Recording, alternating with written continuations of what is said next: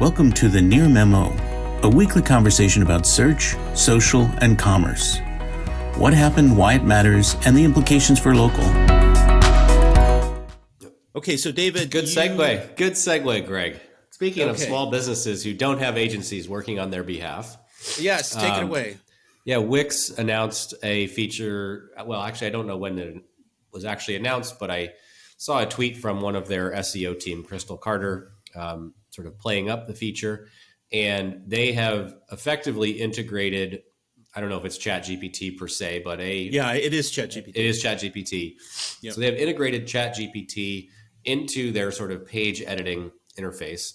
And as far as I know, they're the first website platform to really do this, where the output of the ChatGPT plugin basically creates the content either for a specific block that you've added to a page or potentially for an entire page. And I think that there's, I'm not the world's biggest Wix fan for multitude of SEO reasons, technical performance and difficulty of finding the things that actually matter for SEO to edit them.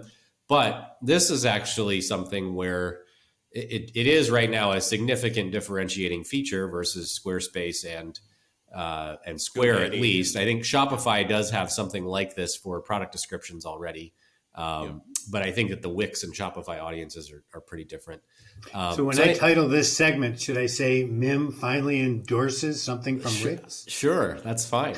Happy to. I don't hold grudges, except maybe against Yelp, but that's okay. Mim hearts Wix. That's right. But anyway, so in addition to just, maybe it's a fairly obvious use case, but just the speed of getting to market, I think is pretty significant that 6 months after ChatGPT blew up, they're able to release this onto a production server is impressive. And the other thing is just looking at the screenshots that Crystal shared, I think that the way they did it actually makes a lot of sense too, where they're basically, they ask like, what are the important things to mention? And so the business owner can say like, oh, we're open 24 hours or, we're family owned or whatever. Like those kinds of prompts are pretty easy for a business owner to answer. It's just that a business owner typically can't sort of string a cohesive couple paragraphs together. It's like writer's block, not that they can't do it, but it's hard to get over that hump. And so they're sort of breaking down the content creation process and leveraging ChatGPT to stitch all of these various elements together. And I think that that's just a really nice execution of, using modern technology to solve a problem that their customer base has an acute pain point for. So just hats off to the Wix team. And you might actually get me to try the Wix platform again for one of my Prosper Portland clients moving forward. Well, I think it's an interesting example of two kind of interesting on two levels. One, this is how AI comes to the small business world, right? It's through these vendors, through these companies that already are working with them or targeting them, and they're integrating this into their product to simplify it, to simplify whatever the output is, or to simplify the small business experience, the user experience. And, HubSpot has put a chat UI on its CRM tool and theoretically made it a lot easier to use and simpler to use. And we'll see this kind of thing roll out across the kind of small business SaaS ecosystem over the coming year. And the nature of the market is such that if you have three competitors that have these tools and you're the fourth and you don't have it, you're going to be kind of excluded from consideration.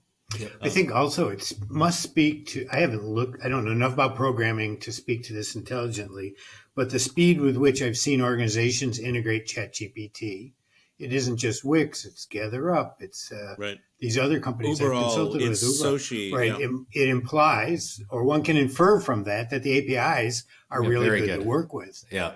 And that ChatGPT has done a good job on that basic plumbing, not making it too esoteric or making it robust enough that this can just work relatively. Well, it raises an interesting. I was also going to say.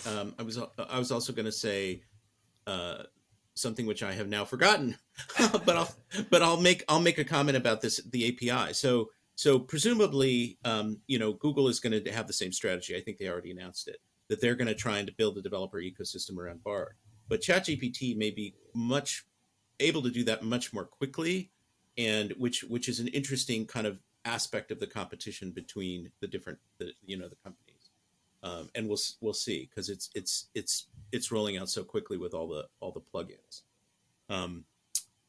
All right, so let's go. My experience with Google's APIs is they're brittle, or have been in the past. The GMB API, and it breaks a fair bit. And I'd be curious to talk to us. That's because, Mike, I think that speaks more to the investment in GBP as opposed to their API infrastructure. So probably. I think the Google, Well, if the it was- Google Maps if it was an API ad- is pretty darn strong. So Yeah, and if it was an ads API, it would be also would be robust. very robust, and totally bulletproof. bulletproof. Yeah.